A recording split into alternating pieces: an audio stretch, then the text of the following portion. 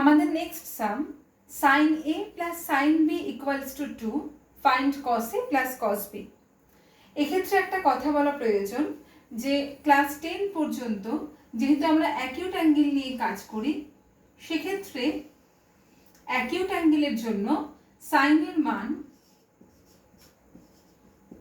0 less than equals to sine theta less than equals to 1।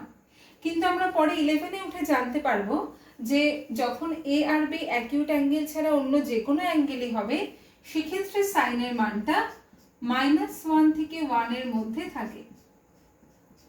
তার মানে দুটো ক্ষেত্রেই আমরা এইটুকু বুঝতে পারছি যে সাইন থিটা কখনোই 1 কে ছাড়াতে পারবে না, 1টা হচ্ছে এর ম্যাক্সিমাম ভ্যালু।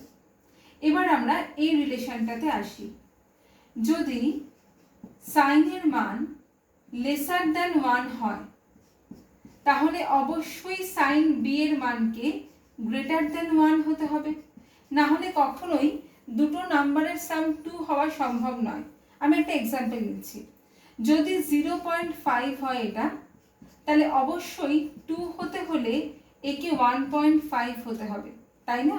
তার মানে একটা মান যদি একের থেকে কম হয়, তাহলে আরেকটা মানকে একের থেকে বেশি হতেই হবে, যেটা হওয়া সম্ভব নয়, কারণ যে কোনো ক্ষেত্রেই সাইনের মান মানে ম্যাক্সিমাম হচ্ছে 1।